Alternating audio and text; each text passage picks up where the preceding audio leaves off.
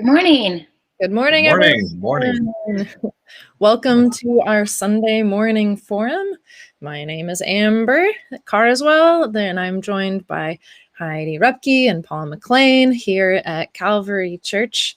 And we hope that if you are joining us this morning on what is the most miserable morning of the year, daylight savings time, that if you are joining us, that you will say hello in the chat and let us know that you are playing along today. How are you all on this morning? Good. Yeah, pretty good. The kids slept late, which is unusual. I don't know. Uh-oh, we lost you. Okay, I'm back. Sorry. Okay. I forgot my microphone this morning, so we'll blame it on that time change. I'm going to blame everything that goes poorly in the next week on the time change, because it usually takes about that long for me to adjust. Do it. Hi, Mom. That's my downstairs fan club. Yep, your groupies. Good. And Terry Delaney's here. Good morning, Terry. Yeah, good morning. From yeah. Yeah, I woke up this morning and walked into the kitchen to make coffee and didn't realize it was daylight savings day, and it was so weird because the dogs weren't there to meet me. They're like, they know that it was wrong. Like, this is just a wrong thing that's happening. It was an hour too early, so they slept in a little bit, and 30 minutes, hour later, the dogs woke up too early for Terry. Oh dear. And good morning to Zeta and Yvette. And Yvette. Oh, here comes Mimsy. Can you? Heidi, speak. Mimsy. Hi. Oh, got it. You're here. Glad you made it. Last week. I was here earlier, but I didn't sit down. I tuned in. I thought I had. Anyway. Hello. Hi. Hello. Good morning. We were just saying how anything that goes wrong, we're going to blame on daylight savings time. So damn right. You can. I was so worried about, because everything I have seems to be automatic. So I could set, but I didn't have anything in the bedroom to wake me up. So fortunately, I woke up at 2 a.m. And when I found, but I found a watch because it already, it had gone, what are we doing? Forward. Yeah. Mm-hmm. So I knew I was okay, but it's. Well, glad you made it. Glad you made it. We got a bunch of folks joining us. Peggy's here. Jenny is sleepy but here, which is I'm right with you on that. Oh yeah. Edward Rupke is here. Hi, Mom. And Madge and Carrington and Alex and LG and Addie. What a group. Madge and Ken, tell us. What? Madge and Wit. Yeah, Madge and Wit. Oh, good. Okay. Yeah. So, give me 5 seconds here because I forgot my coffee on my desk. That's where I was too. And we're better. This morning, for our time together to discuss one of our Lenten preaching series speakers is we will be discussing the work of Rami Shapiro. Rami Shapiro is based out of, was it Murfreesboro? Isn't that right? Tennessee. And he is a Jewish rabbi who also claims about a dozen other religions along with that, along with his adherence to Judaism. And he's published, 1,000 books, I think, at a not very long amount of time. So nary a thought unpublished for him. And we are here to just sort of dip our toe in the water of a couple of articles that we read about Rami and sort of by Rami, and maybe see where our discussion leads us. One of the recent books by Shapiro was a book on recovery, He is, and he said that this is really the one that kind of has been hitting home with people in new ways. So we'll spend some time talking about that as well. But just wondered for y'all, are you ready to talk about Rami Shapiro? Okay, Leave it. Here we go. Well, I kind of just wanted to start with a general sense of his work. I mean, really, before he started delving into the recovery subject, the ecumenical side of Rami Shapiro really comes out, and I wondered. He's like Taoist and Zen Buddhist and of Hindi, Zen, yeah, Zen and Freemason. Like just a lot of stuff that lines up beyond Rami Shapiro's name when you start talking about what he practices.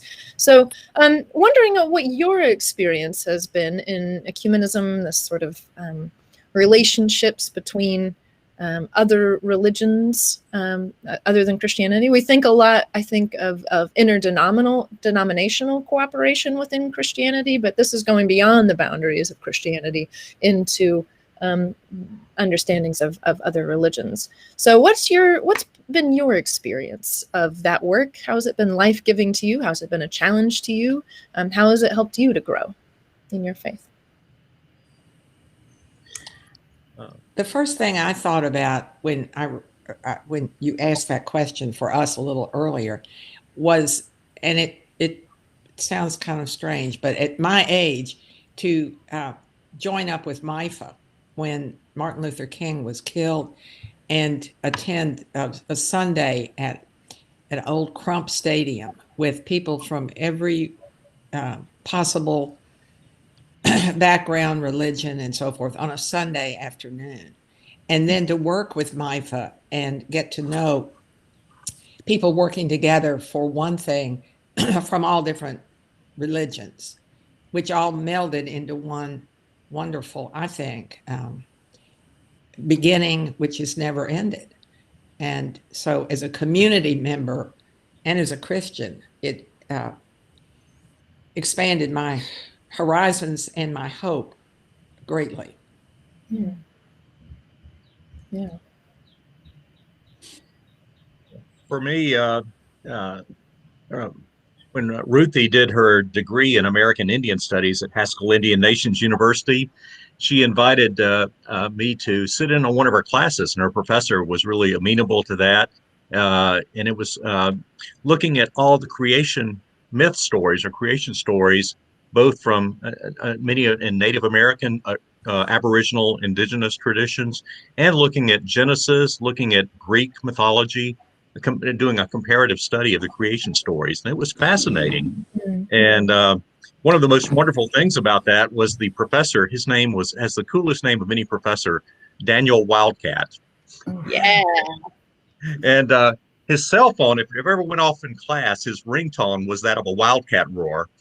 So, but he was great at guiding us through that, and he welcomed me to, and it was just real a joy to kind of share some of my thoughts on Genesis during the class, but really to learn about the other traditions and the commonalities of how water, dirt or clay, but especially in the Native American traditions, animals have a greater role not only in being created, but in being part of creating.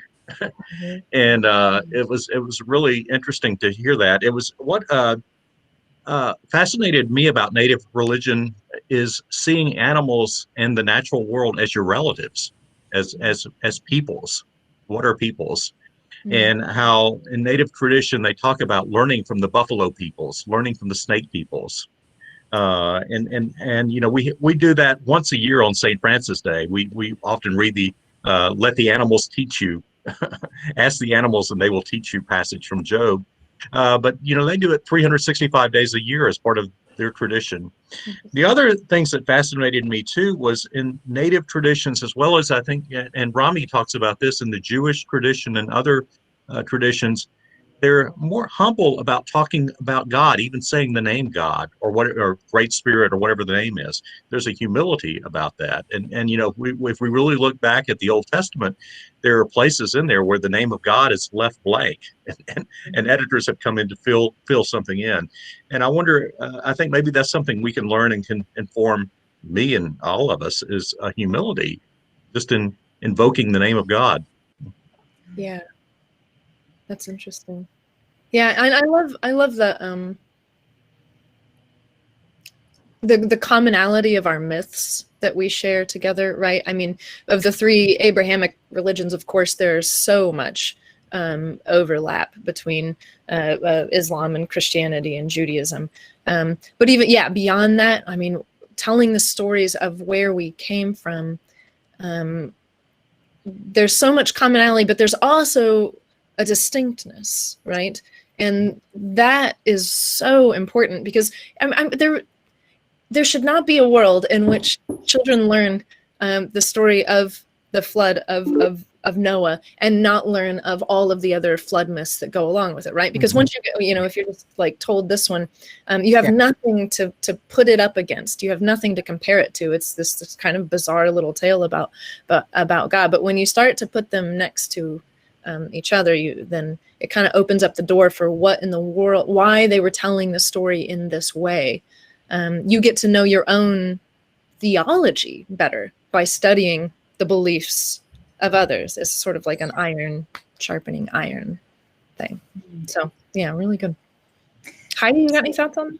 Yeah, well, it's a really interesting question for me because I grew up Calvinist, and it was a bit of an insular community, ethnically Dutch, and church was a big part of our lives, and this school system that came out of the church.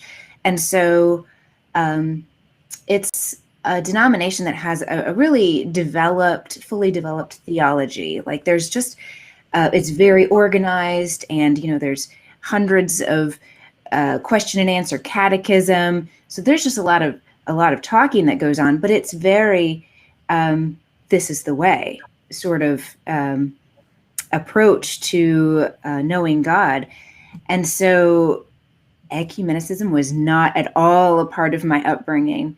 But I think finding the Episcopal Church in my early 30s, and then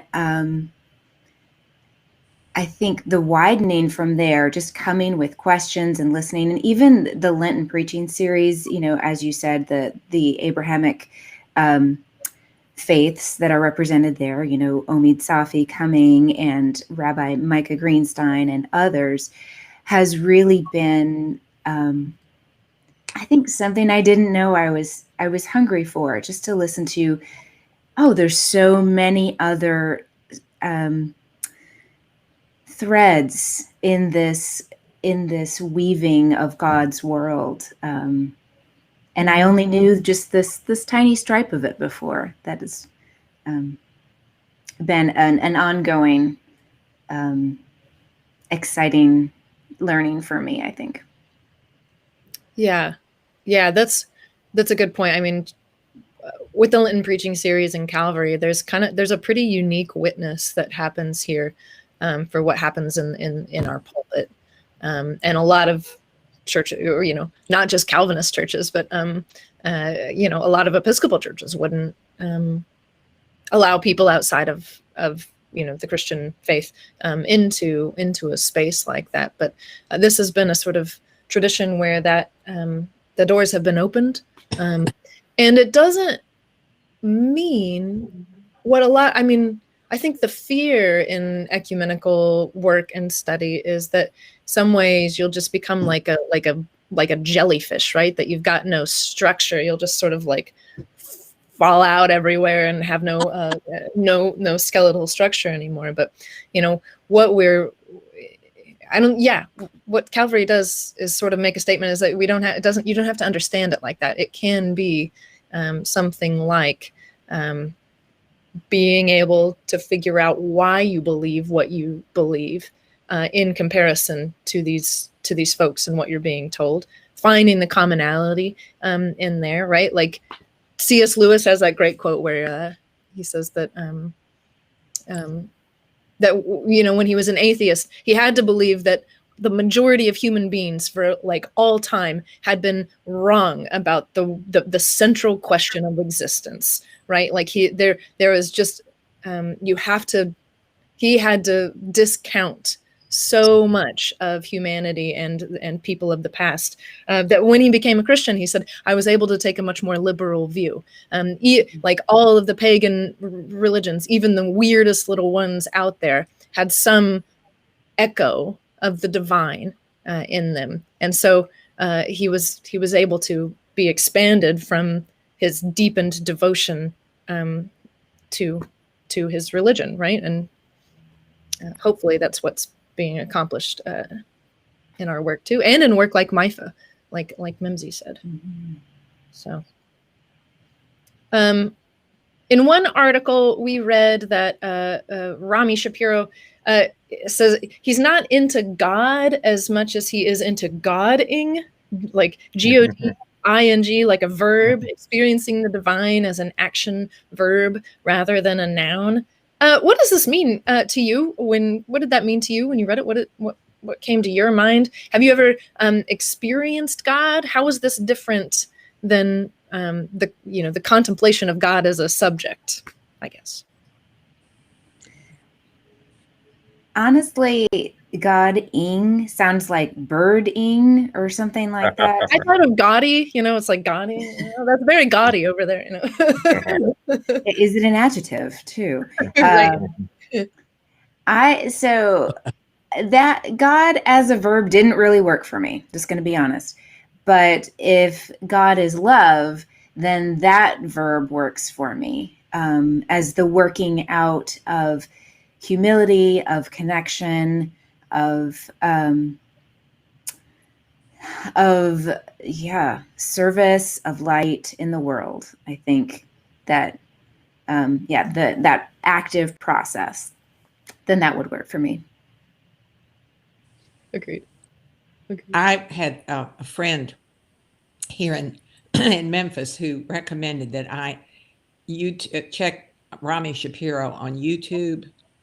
And let me say, I'm new to all this, but it is so unbelievably powerful and exhilarating to hear him. And what I got from that about Godding, he says everything that is happening, that's God. God is happening. We make the mistake of praying to a God who we've created. And we need, if we could celebrate being alive. And this man, I'm so sorry he can't come in person because he just gets the whole room standing up and going, yada, yada, yada, yada, I am alive. And then he explains that is how God works with us, that everything is happening. And he is brilliant and funny, and he has this amazing singing voice. So I do hope he will sing for us when he speaks, even at a distance. And I am so excited to actually have him addressing our Calvary community. There's no telling what he will do, but I do recommend that. And I think his very being and presence defines what he means by Godding. Mm-hmm. I won't give it all away. Just tune in. He is amazing. Mm-hmm. Well, we often, we have so many metaphors that we priests try to use that usually don't come up short for the Trinity. And one is a circle, of God the Father, God the Son, God the Holy Spirit, with arrows going between the three.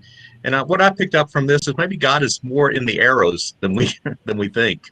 This active movement in the relationship, and I think that's really critical to him too. I think Rami, he talked about the influence of Martin Buber, whose most famous work, I and Thou, is really into the relationship and how we experience God sometimes through relationships. And I was thinking, a woman recently who was dealing with a lot of grief from the loss of two family members talked with me, and she found maybe the most healing thing that happened was when another person in her circle experienced grief as well, and she went and sat with that person. And just in the mutuality of them sharing their grief or just sitting together, it was amazing how healing that was for both of them. And I think God is often in those. In terms of my own personal experience, I remember one day when I was just sitting together. It was amazing how healing that was for both of them. Hearing an echo. Speaking of relationship, I have another self. Yeah. You're Is that coming through on Mimsy's? I think it is. I just muted you, Mimsy. So, okay, now you're good. Now I unmuted you.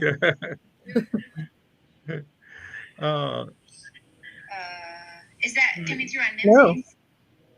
Is that still Mimsy? Yeah, well, I never mind. I'm trying to get Paul. I can't hear him otherwise. Okay. Is that better? Oh, I'm so sorry. Yeah. There you go. Okay. Sorry. I'm so sorry. But I think I've I am alive, and I'm bumbling around with the production. daylight savings time. This is going to happen. It happened to me last week too. Sorry, Paul. Did you want to finish that thought? No. I experienced this one day. I was really down near the end of my rope.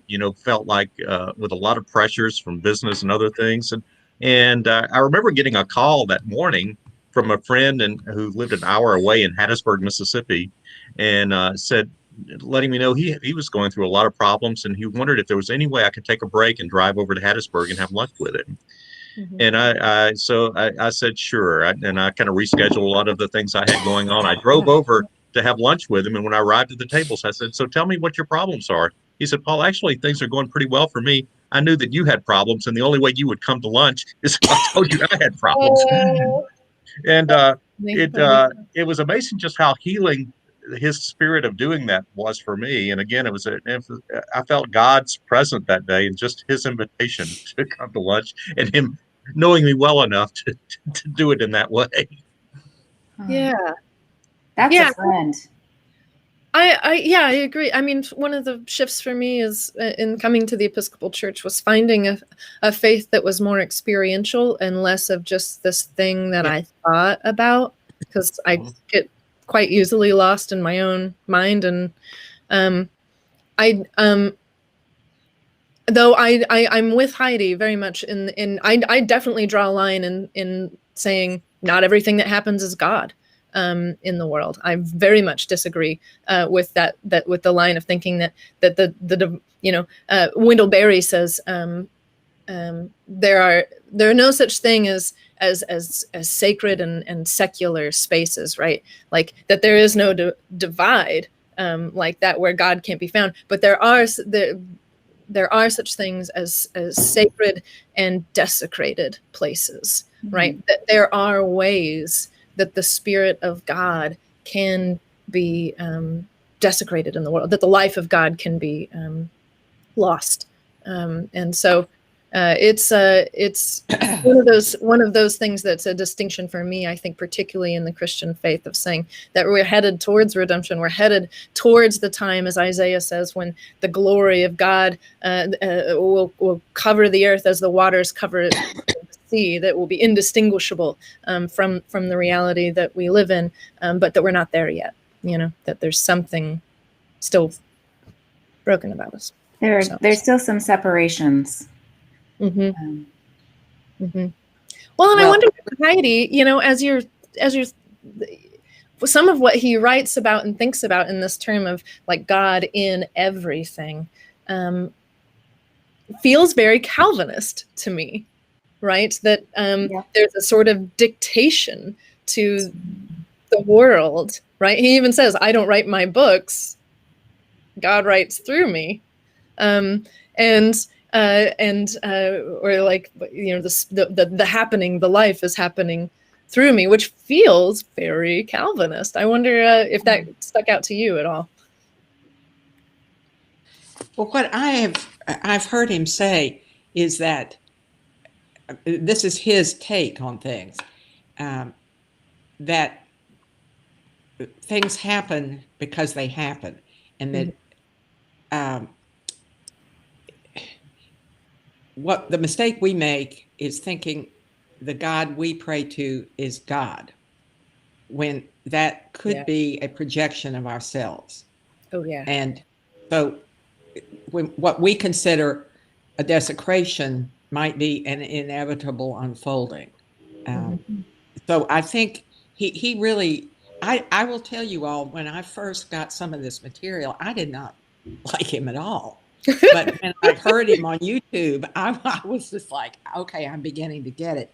And I did buy some of his books. And this one, Holy Rascals, is a scream, and it is profound. I do recommend. I'm always selling a book, as you may have noticed. From novel, selling a book from novel. Yeah, you said it. But this one is crazy. When I first opened it, I just put it down and said, I can't read this trash. It's got funny looking graphics and everything. But it's quite something. I have a friend who's an Episcopal priest from out of town, and I happened to talk to her yesterday. She has actually worked with him, and she said, oh my gosh, he's a madman, he's a messiah, he is a genius. And she said, how did you all get him? And then I told her about Padraig, and she was like, what is that website? I got to get on this. What did you all do to get this lineup of people? We say Heidi on them. That's right. It's the team. It's the team. We got a Heidi. It's meant to be. Yeah. So I do think there's it blows out your mind particularly when he said, the God I pray to is a projection of myself. That I am alive within the aliveness that is God. And he says some bad things happen to good people and bad things happen to bad people. Yeah, go ahead. Unfold.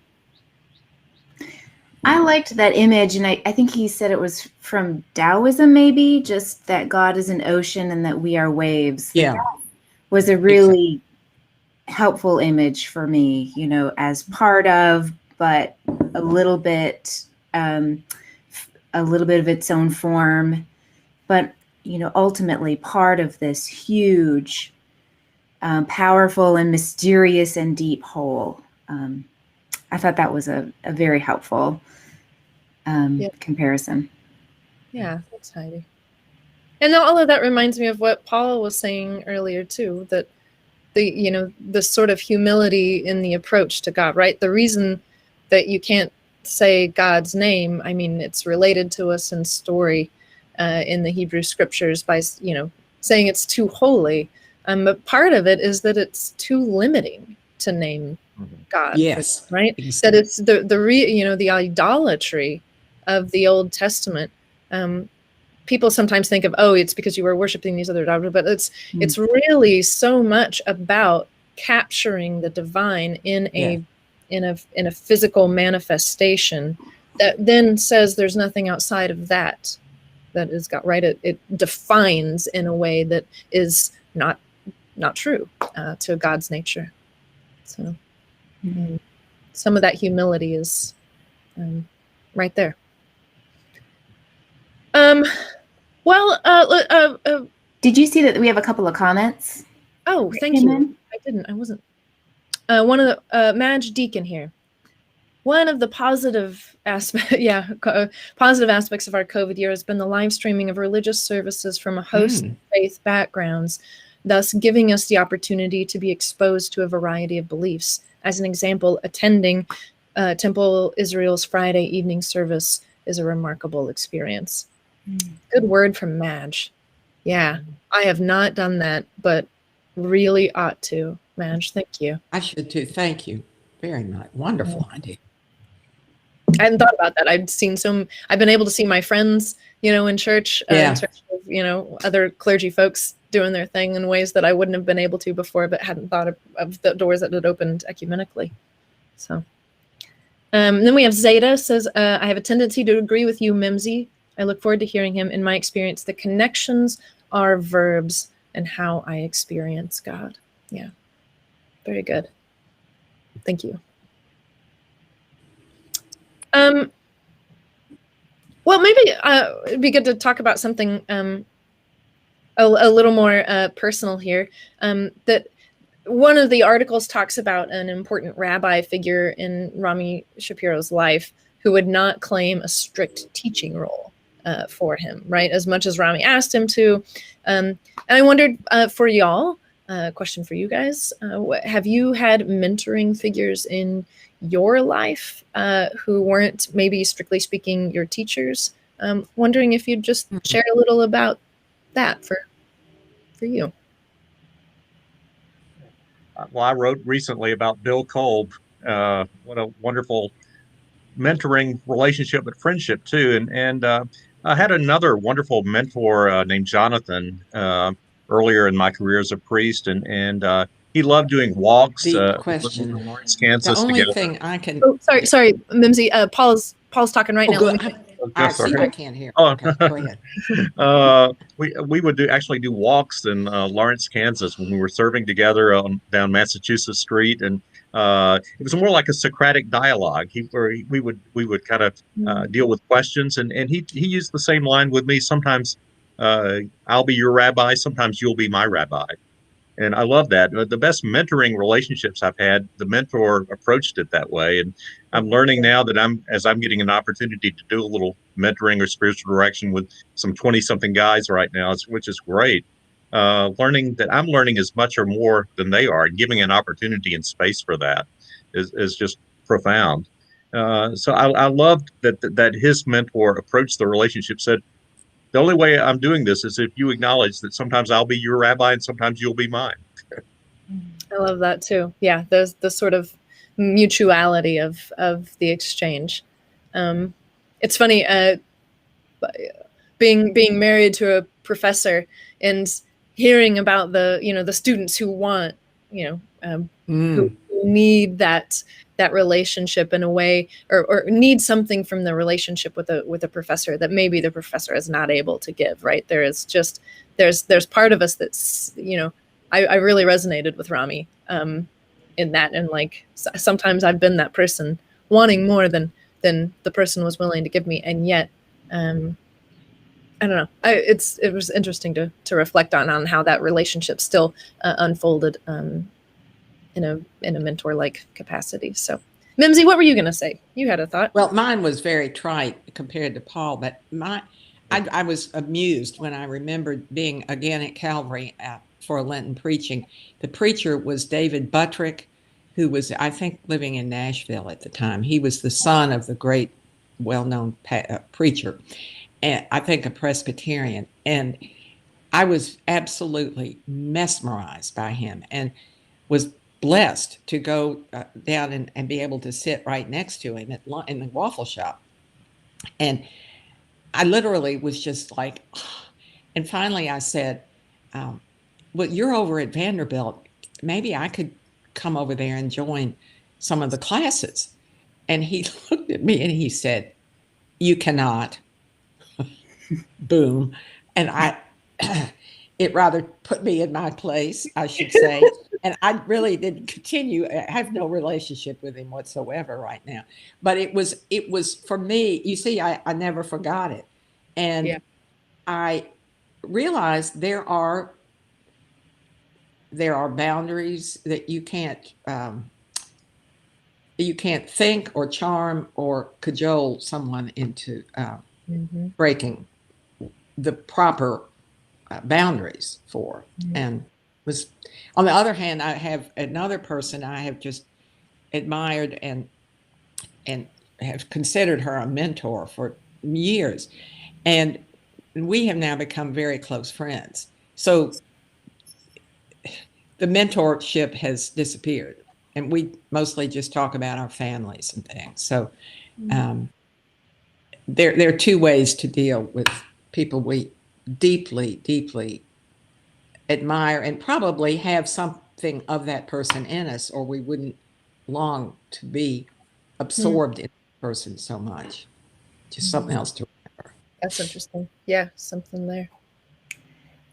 So I'm going to flip the definition of mentor here a little bit. I was thinking recently about how I feel, disconnected with some former friends or acquaintances during the pandemic, and closer to some others just because of how we can't get together with some people as easily now.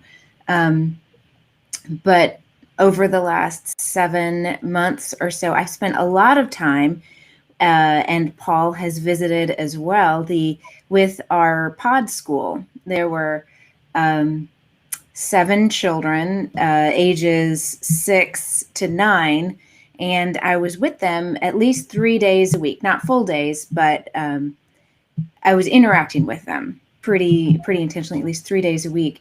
And when I was kind of despairing that I hadn't been able to connect with some of my adult friends, I realized that I had been learning from and listening to and enjoying these 6 to 9-year-olds in a really honest, connecting way. Of course, I was the adult and I was responsible, but just listening to them and watching them and learning from them in a very different way than we usually think of mentors. They were teaching me about resilience and about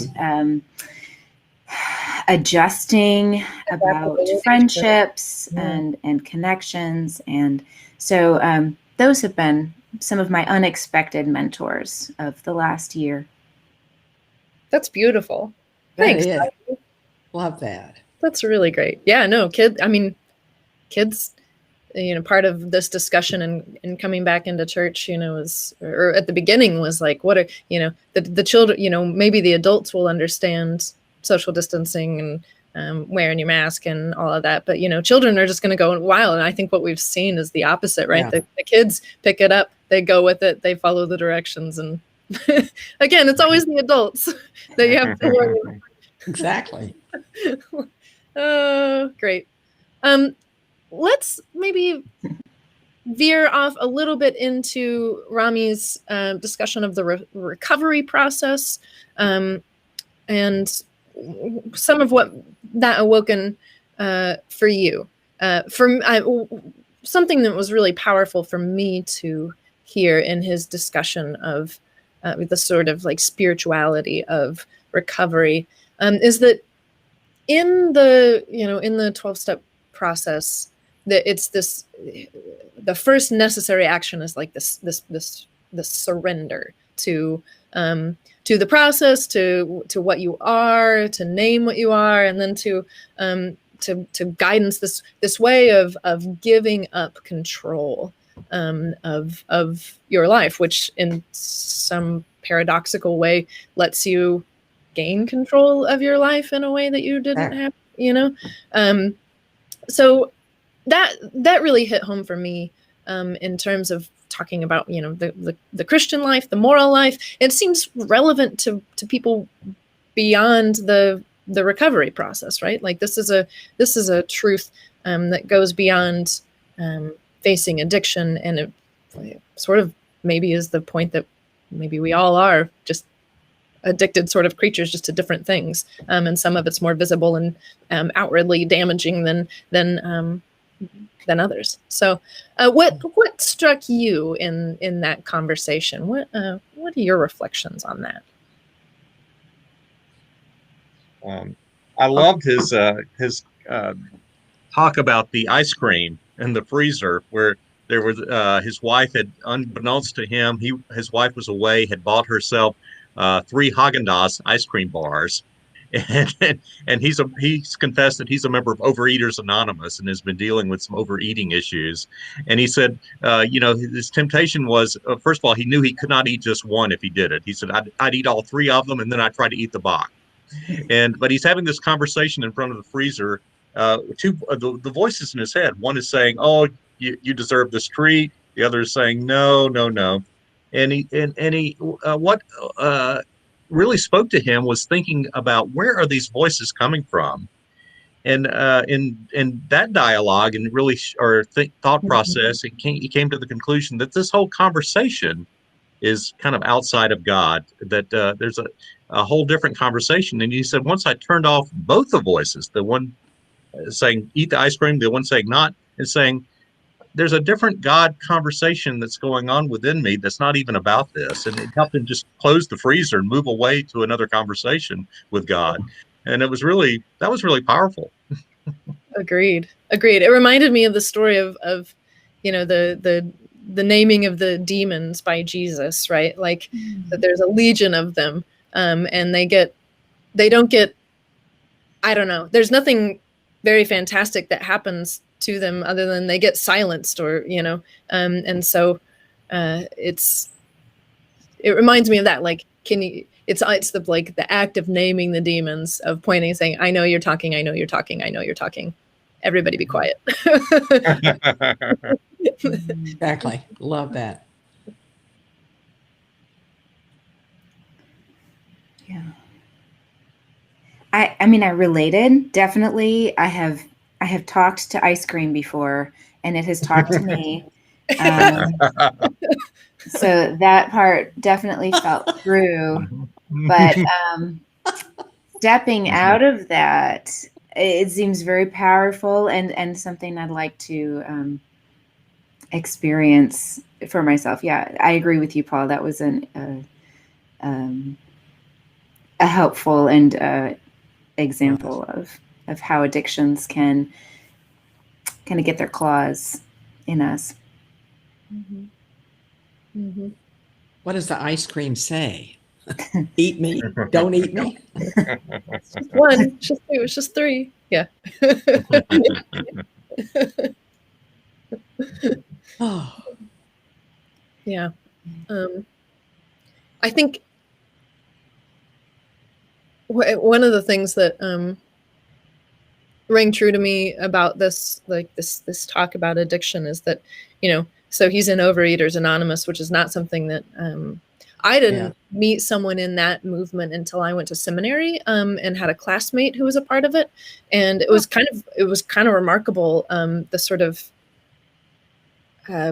work that she constantly had to do to stay with the program, because it's not like, okay, you cut out alcohol and you're done. It was like every meal time she had a little scale that she'd bring to the refectory, and it took this much like lean protein, this much cooked vegetable, this much starch or whatever it was, and that was it. And she had to do that every meal, and she couldn't have added oil, she couldn't have added fats, like couldn't have added sweet, like wow. And throughout the day, like she had these things that were portioned to her, and it was like she said, like if I break from this, I can't maintain any control at all in my life. And so it was that Wow. It was a look at a thing that I had never really I had no idea was out there as a recovery.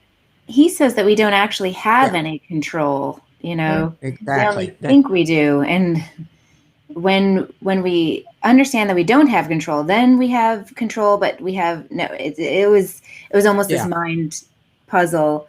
But I had been actually reading a book sort of about, do we have any choices, like really? And it was one of my favorite books in grad school, and I had just gotten it out again. It's The Metaphysical Club by Louis Menand. Just sort of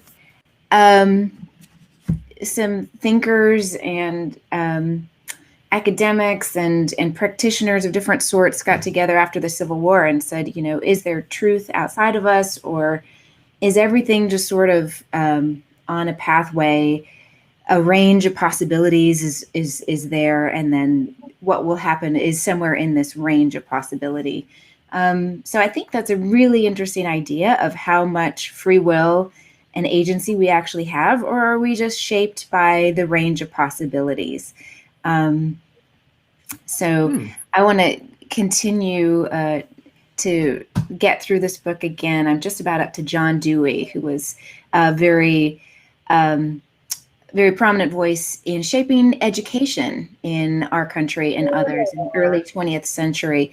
So how do we learn? What is the point of knowledge? And I've got one of his books over there. I'm trying to experience and education or something. Anyway, yeah. Yeah. Okay. So anyway, Rami touched on that, and that just reminded me of the book that was on my bedside table. Interesting.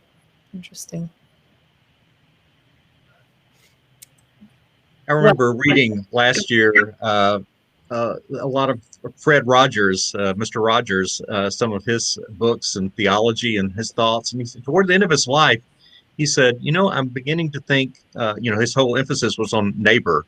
He's beginning to think that the commandments, love God and love neighbor. He said, I think those are the same thing, because I see God so much in my neighbors, and what's implied in that is we see God in ourselves too, or God at our deepest level to surrender to is within ourselves. But I think this idea that God is in our neighbor and in me, and that there in this connection, there is something there. And I think that gets in when we tap into that. I think letting go of our egos and letting that, whatever that godding is in between us, frame the conversation rather than our egos framing the conversation is a lot of power. Yeah. Well, I don't know of a much better note than Fred Rogers to end on. I don't know that there's one out there. So thanks for joining us. Well, thank you for being here, all three of you, Mimsy and Heidi and Paul. Rami Shapiro will be in conversation on Wednesday night for our live podcast with me.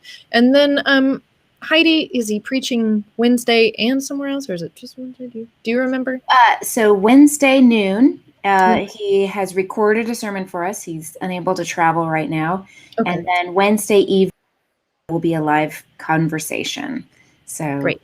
And then Friday is Judy Fentress Williams will be sending in a recorded sermon. So both of those will be worth checking out this week. No doubt. Thanks all for being here. Such a pleasure as always. It's time to get to church. God bless you all on this Sunday. God bless you. Thank you, Anna.